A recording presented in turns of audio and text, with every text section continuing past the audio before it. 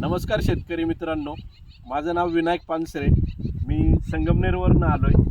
मी 10 तारखेला हंटिंगच्या वेबसाईटवर एक आल्याचा व्हिडिओ अपलोड झाला आणि त्याच्यात सुनील भाऊंचा प्लॉट होता आणि सुनील भाऊंनी आणि निर्मळ साहेबांनी ठणकावून सांगितलं का आम्ही हंटिंगचं डिस्निल सॉईल वापरलं आहे आणि आमच्या प्लॉटमध्ये मर नाही झाली. आता आम्ही येताना आम्ही काय केलं, अकोल्यातले काही शेतकरी जमवले, काही संगमनेरचे आणले, काही आमचे मित्र नाशिकवरून पण आले साहेब तुमच्याकडं. आणि आम्ही येताना नांदूर खांदाळा मार्गे जसं आतमध्ये आलो तर बरेचसे रोडच्या कडेला आम्ही काही प्लॉट बघितले किंवा आता आम्ही जिथं गाडी लावली आमची तिथून एक पायवाट आहे यायला, इकडे एक प्लॉट आहे आणि वरच्या बाजूला एक प्लॉट आहे, तिथं आलं मेलेलं दिसतं, टप्पे टप्पे पिवळे पडलेले दिसतात. आता आम्ही तुमच्या आल्याच्या प्लॉटमध्ये नुसतं रोडने आलो पण मग मध्ये पण फिरलो तर आम्हाला असा पिवळा टावका किंवा मर झालेला प्लॉट कुठेही दिसलेला नाही. तर याच्याबद्दल थोडंसं आम्हाला जाणून घ्यायला, कारण ती उत्सुकता होती, ती जाणून घ्यायला आम्हाला तुमच्याकडून आवडेल साहेब. नमस्कार, मी वेणुनाथ निर्मळ, नांदूर खंडाळा तालुका राहता, जिल्हा अहमदनगर.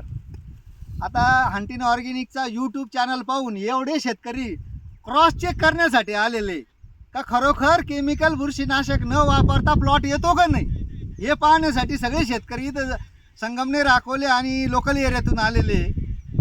तर तुम्ही दाखवा आपला सगळा प्लॉट, पूर्ण प्लॉट. हे तुम्हाला कुठेही पिवळा झालेला दिसणार नाही आणि कुठेही एकही ठोंब मेलेला दिसणार नाही.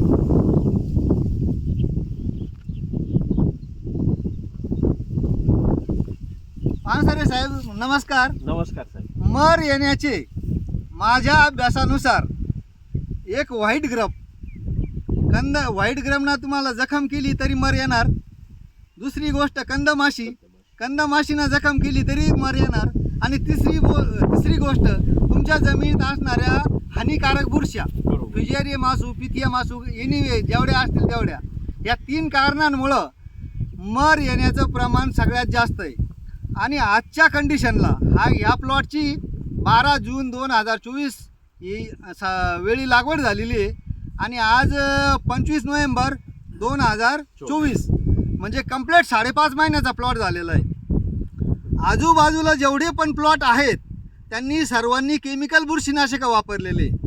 आणि आता मी पण आजूबाजूला सगळीकडे फिरतो, 98% प्लॉट, 98% प्लॉट विल्टिंग मर आहेच.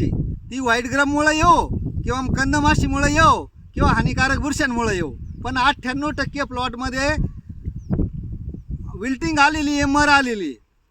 तर आम्ही याच्यासाठी हे नियोजन करताना पहिलं तर सीड ट्रीटमेंट आम्ही डिस्निल सॉईलमध्ये केली होती. त्याच्यानंतर आम्हाला इथून मागच्या आमचे सुनील शेंडकरे त्यांनी सांगितलं होतं व्हाईट ग्रबचा फार त्रास होतो, हुमणीचा फार त्रास होतो. बरोबर. तर मग मी काय केलं, पहिलं लावल्या डिस्निल सॉईलची ट्रीटमेंट केली. दुसरं निमातोड येऊ नये म्हणून, निमॅटोडमुळं पण मर येते, म्हणजे 4 कारणांमुळं मर येते. तर मी लागवड झाल्या 5व्या दिवशी निमॅटोडचा डोस सोडला, हंटिंग ऑर्गॅनिक्स प्रायव्हेट लिमिटेडचंच निमॅटोड.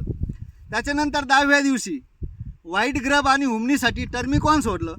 त्याच्यानंतर 15व्या दिवशी डिस्निल सॉईल सोडलं आणि त्याच्यानंतर 30व्या दिवशी सीड ग्रो सोडलं. टर्मिकॉनचं प्रमाण काय वापरलं साहेब? एकरी टर्मिकॉन किती दिलं? टर्मिकॉन आम्ही 250 ml वापरलं, एकरी 250 ml, पण आम्ही 3च डोस दिले. 250चे 3 डोस दिले. परत तुम्हाला हुमणीचा काहीच हुमणीचा एक सुद्धा ठोंब खराब झालेला नाही, एक सुद्धा शूटला हुमणीनं चावलेलं नाही. आणि हुमणीचं एक स्टोरी पण झाली होती. ज्यावेळेस मी आणि माझे मित्र शेंडकर आम्ही दोघंही हंटिंगची ट्रीटमेंट करत होतो त्यावेळेस पहिला डोस सोडला तर त्या हुमण्या मेल्या नाही. त्यांची मित्र कंपनी आली, अरे म्हणे काय म्हणे हे मेल्या नाही म्हणे.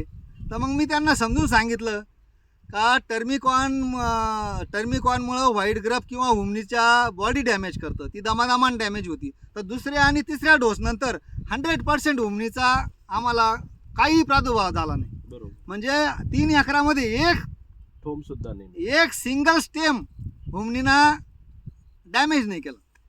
आम्ही खाली वाकून बघितलं तर हे दाखवा. फुटवे जे आहेत, दाखवा फुटवे दाखवा. हे फुटव्यांची जी जाडी आहे आणि फुटव्यांची जी संख्या आहे इकडून दाखवा. ती सुद्धा खूप छान दिसते.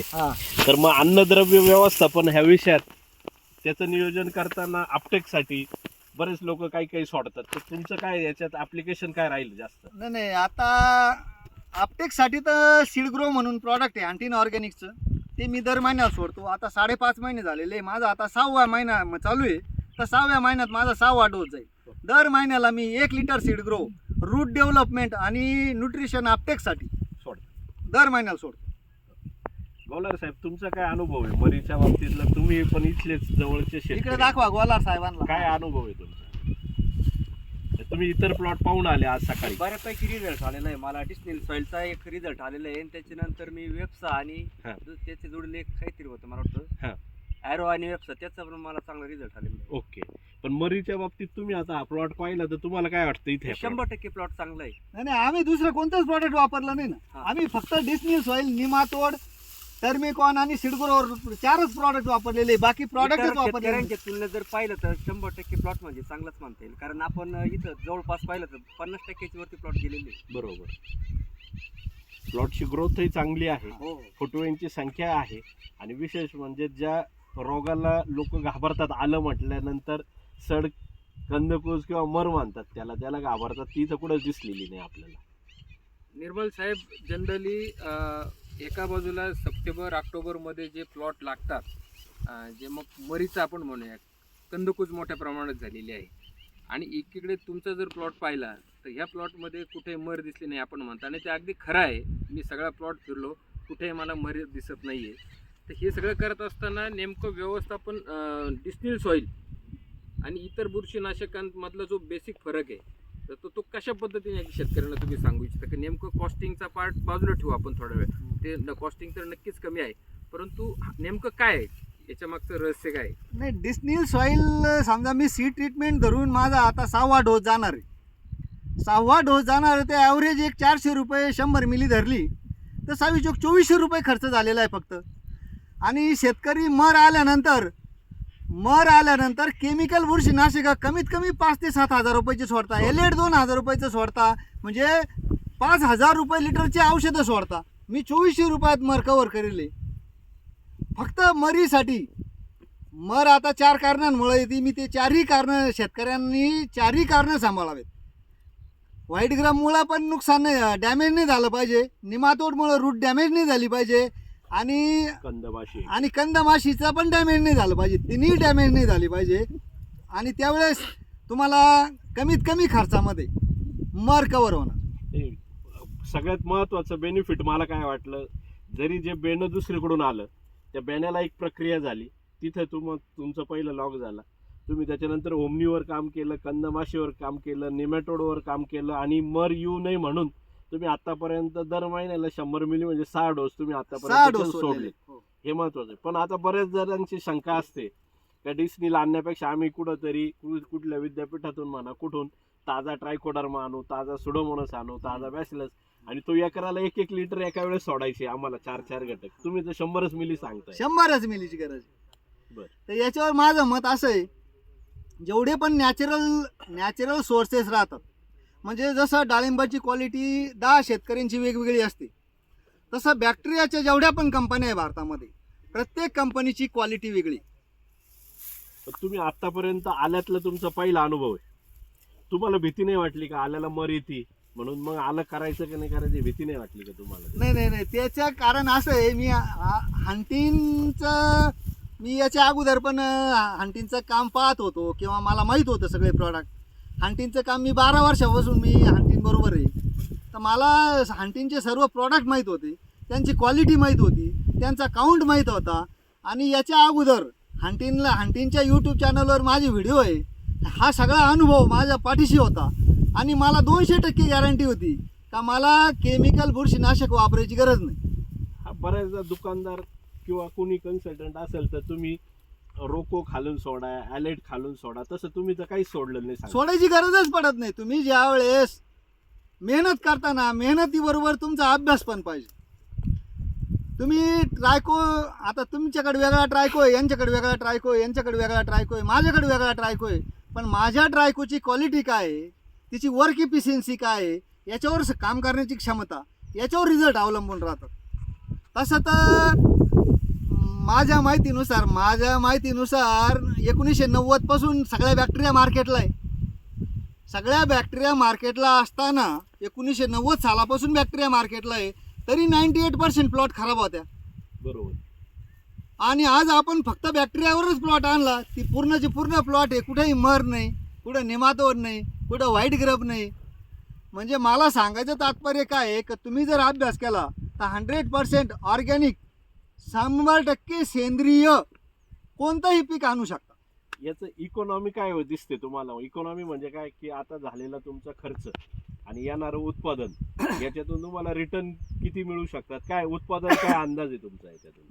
नाही, उत्पादनाचा भाग वेगळा आहे, पैसे कमवणे हा भाग वेगळा, आणि क्वालिटी आणि क्वांटिटी काढणे हा भाग वेगळा. ज्यावेळेस आपण प्रॉपर काम करतो किंवा अभ्यास करून करतो, समजा मी जर 20 टन आलं काढलं आणि मला 30 रुपये जरी भाव मिळाला तरी 6 लाख होणार आहे. हो, माझा बेनं सोडून 2 लाख रुपये खर्च व्हायले, बरोबर. 4 लाख प्रॉफिटमध्ये राहणार आहे. 30 रुपये किलो गेलं तरी. अपेक्षित उत्पादन किती सध्या काय? चित्र अपेक्षित दिसतं काय? उत्पादन आता माझं पहिलंच वर्ष होतं हा. आणि त्याच्यामुळे मला असं वाटतं एक 15 टन 18 टन निघेल. एकरी निघालच हा, पाहिजे. निघालं. हा म्हणजे बाजारभाव तुम्ही बाकी शेतकऱ्यांसारखे बाजारभावाच्या चिंतेत फसलेले, अडकलेले नाही, नाहीये. क्वांटिटी आणि क्वालिटी काढली का तुम्हाला बाजारभावाची चिंता नाही. गरज नाही राहणार. आणि माझं व्हिजन किंवा माझं जे दूरदृष्टी आहे, हे मला असं वाटून राहिलं 24, 25, 26, 27, 28 2028 पर्यंत आलं 40 टनापर्यंत निघालं पाहिजे एकरी. हा, एकरी. आता पुढच्या वर्षी याच्यात नियोजन आहे का? कारण आल्यावर आलं येत नाही म्हणतात किंवा करत नाही लोक. नाही, आल्यावर आलं येत नाही. याचं कारण असं आहे का तुमची जो सॉईल मेंटेनन्स आहे तो होत नाही, म्हणून आल्यावर आलं येत नाही. तसं आल्यावर आलं येऊ शकतं, काही अडचण नाही. ओके, पण पुढचं वर्षी चॅलेंज आहे का? घेणार का? आल्यावर आलं घ्यायचं का? आल्यावर आलं घेणार मी ओके. 1 एकरासाठी. ओके. आणि म्हणजे आता माझ्याकडे प्लॉट जास्त असल्यामुळं, आणि जेवढे पण कॅश क्रॉप आहे ना, कॅश क्रॉप जेवढे असतील त्या सर्व शेतकऱ्यांना माझं एक सांगणं आहे का त्यांनी ग्रीन मॅन्युरिंग, हिरवळीचं खत हे 3 वर्षातून एकदा का होईना करायलाच पाहिजे. ओके. इथं पूर्वी झालेलं आहे आपल्या प्लॉट मध्ये? नाही, इथं नाही झालेलं, पण मला पुढचं जे करायचंय, त्याच्यात नियोजन करणार आपण. माझं जे 40 टनाचं टार्गेट आहे, आलं 40 टनावर जायला पाहिजे. आता माझं पुढच्या वर्षी 5 एकराचा प्लॉट राहील, त्या प्लॉटमध्ये मी यावर्षी ताक गाडला. आता ओके. ताक गाडलाय, वावर रेस्टला ठेवलेलं आहे. म्हणजे मी जेवढे प्रयत्न करता येतील तेवढं मी 40 टनाकडे 5 वर्षात जाणार. ओके. दरवर्षी 2-3 टन वाढीत जाणार आहे. सर, एक शेवटचा मला मुद्दा असा या ठिकाणी बोला. आपल्याशी चर्चा करायची इच्छा आहे की आता जे आले उत्पादक हा व्हिडिओ बघणार आहे, हा, तर या आले उत्पादकांना अजून साधारण आतापासून तर पुढे साधारण 3 महिने आले हार्वेस्टिंगला, तर साधारणपणे तुमचं वारंवार हंटीन जे सारखं येतंय, आणि माझं असं म्हणणं आहे की आता पुढचे 3-4 महिने जे आहे तर याच्या संदर्भात खत व्यवस्थापनामध्ये पुढे नेमकं काय शेड्यूल राहिलं पाहिजे जेणेकरून याची साईज चांगली होईल, त्यानेच चांगलं निघेल, तर त्या अनुषंगाने काही मार्गदर्शन करतात शेतकऱ्यांना? मी तर माझ्या प्लॉटमध्ये आता म्हणजे 5.5 महिन्याचा प्लॉट झालेला आहे. 5 महिन्यापासून पुढं मी याच्या म्हणजे आता 6वा महिना चालू आहे, तर मी 5व्या महिन्यात 13 दिलं होतं दर आठवड्याला. आता 42-47चा एक डोस दिला आहे, आणि पुढचा 13-0-45 राहील. त्याच्यानंतर पोटॅशियम शोनाईट राहील. आणि हे सगळे खतं उचलायला हंटीन ऑर्गॅनिक प्रायव्हेट लिमिटेड फरीदाबादचं सीड ग्रो दर महिन्याला चालू राहील. ओके. डिस्टिल सॉइल परत वापरायचं याला? हा, दर महिन्याला चालू ठेवायचं. डिस्टिल सॉइल बंद नाही करायचं. जोपर्यंत आहे तोपर्यंत सर्व शेतकऱ्यांना माझी नम्र विनंती आहे, हंटीन ऑर्गॅनिकचे प्रॉडक्ट वापरायचे असतील तर त्यांनी पहिल्या दिवसापासून वापरावेत. 5 महिन्यानंतर फक्त सीड ग्रो काम करणार. 5 महिन्यानंतर बाकीचे प्रॉडक्ट तेवढे काम करणार नाही. म्हणजे जी जेवढं आपल्याला अपेक्षा आहे तेवढे 5 महिन्यानंतर सीड ग्रो 100% काम करणार. पण टर्मिकॉन, डिस्निल सॉईल, निमातोड हे 5 महिन्यानंतर काम करू शकत नाही. प्रत्येकाला एक वयाची हे राहते, मर्यादा राहते. आपण दर महिन्याला सोडल्यावर काम करतील ना? हो, दर महिन्याला सोडल्यावर काम कर. म्हणजे टोटल तुम्ही जर आता बघितलं तर हंटिंगची टोटल पीओपी ज्याला म्हणतो सगळी तुम्ही त्याच्यात वापरली, हा म्हणून त्याचं सगळ्याचं एकत्रित यश तुम्ही मरीमध्ये हा. तुमचं टर्मिकॉन आहे, निमॅटोड आहे, डिस्मिल सॉइल आहे ना, अन्नद्रव्य सीड ग्रो आहे, हा सगळ्याची. मी वरून फवारणीसाठी नॅनो सल्फन वापरलं. ओके. हा, पण सांगायचं तात्पर्य एवढंच आहे का पहिल्यापासून ट्रीटमेंट केली आणि थोडासा अभ्यासाची जोड दिली तर 100% ऑर्गॅनिक शेती, सेंद्रिय शेती 100% होऊ शकते. ओके, याच्यात काही दुमत नाही. चालेल. धन्यवाद.